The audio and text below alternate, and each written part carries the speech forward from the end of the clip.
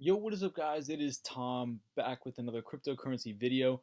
Before I start, guys, I just want to say thank you for 400 subscribers.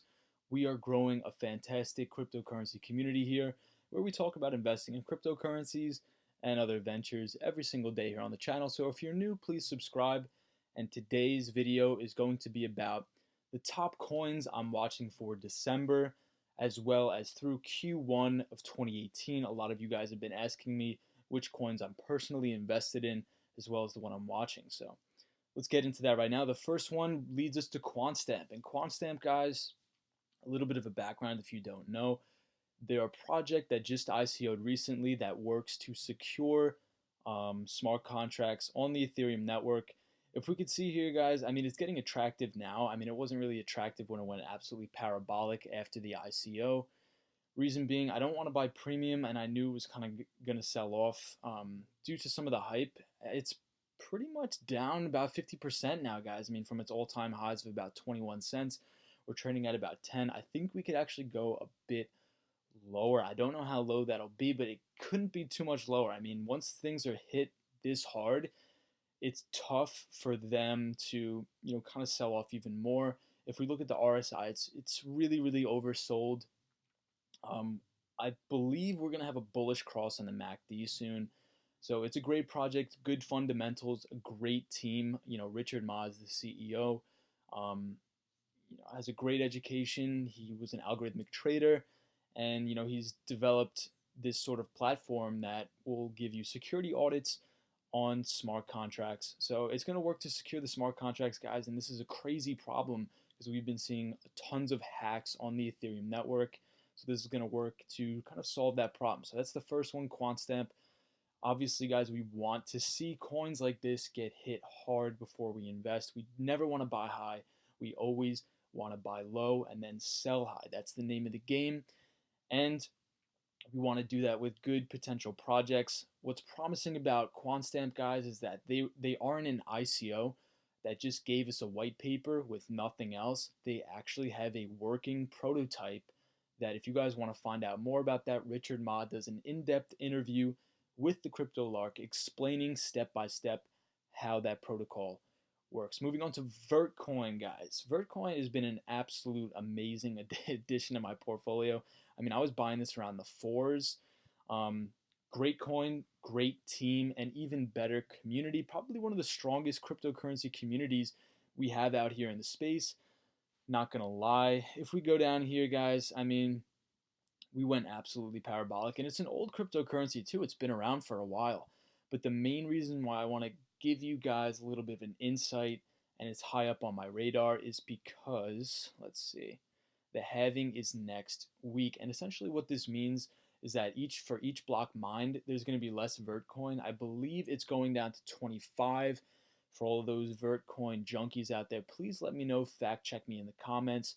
I believe it's going to go down to 25, so it should make the price double is what I'm predicting. This is definitely an undervalued coin. I do like what they're doing with the whole concept of decentralized mining. They do not allow ASIC miners on the platform, which is good, guys, so we don't turn into a crazy mining farm where it gets way too competitive. It allows for the regular Joe to kind of mine, get into the space, and really contribute to the community. So big up on VERTCOIN there. Moving on the LISK.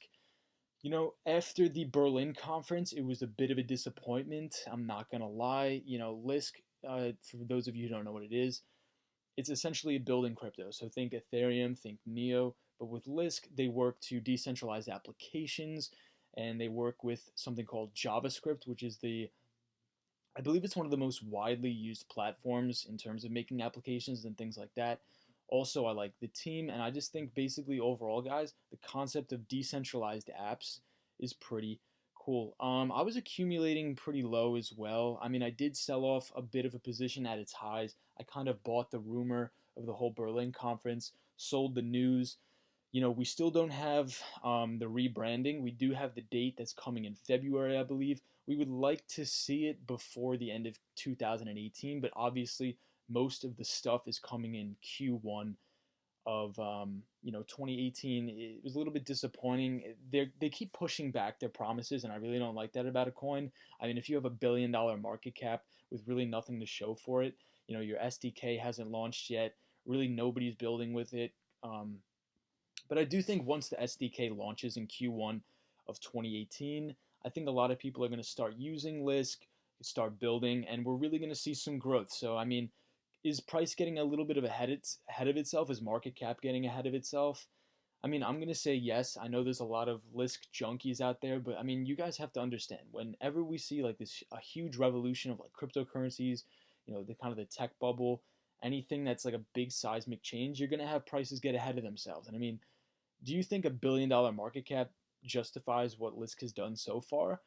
Maybe yes and no. I do think that it's a great platform, it's a great community, and that I do believe that once their SDK launches, we're going to see some price action with this, and I think we're going to see a positive reaction with some of the developers actually wanting to build with LISK. Let me know what you guys think in the comments below, but we're moving on to Monero. I know we're kind of crushing through these guys. I want to make this video short, sweet, to the point for you guys.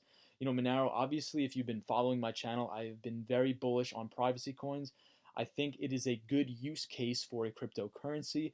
Obviously, if we look at some of their social media, the reason why they are up so much is because, some music artists in the music industry are accepting Monero. Why is that? Probably because they want to evade taxes, which is cool. I don't care. I'm all for, trying to pay as little tax as possible. I probably shouldn't say that's the case, but Monero is a great cryptocurrency, and it's probably one of those cryptocurrencies that is actually 100%. Well, I'm not going to say 100% private, but one of the most private. Because if you look at Dash and some of the other ones out there, Dash isn't private, dude. I mean, they are a privacy coin. The reason why they've done so well is because of their marketing. Dash really has, probably one of the best marketing in the industry. That's why I think their price has gone up so much, as well as they have backing from institutional investors, which is good. So obviously keep Manero on your watch list. Do I think we could see a little bit of a sell-off? Of course I do, mainly because of that hype from the whole music industry thing. But obviously not Power Ledger, that's coming up next. But Monero is definitely, the privacy coin to look at. All privacy coins really in general you should do well with, but that is just my own personal bias. Moving on, guys, to Power Ledger here. Sorry, I had to stop the video and do a new one because um, my stupid QuickTime player sucks, bro, on this Mac. But anyway, so Power Ledger. Power Ledger's been an absolute tank. I mean, guys, if you look at it from the ICO, I mean, my God, I mean, it's just been. I wish I would have bought in on the Power Ledger ICO or would have known about it. For those of you guys who don't know what Power Ledger is, essentially they work to really revolutionize the power industry in terms of decentralization. So, say if I have solar panels on my house, why can't I think of the word right now? I'm going crazy. It's 2 a.m., guys. It's almost 3. Renewable energies. There we go. So if I have solar panels on my house, I could actually monetize my own power, sell it to my neighbor. Reason being that's advantageous to both of us is because I can make money. He can buy my power at a lower cost than what he would get buying from a third party. It completely removes any middleman, making it advantageous for the both of us.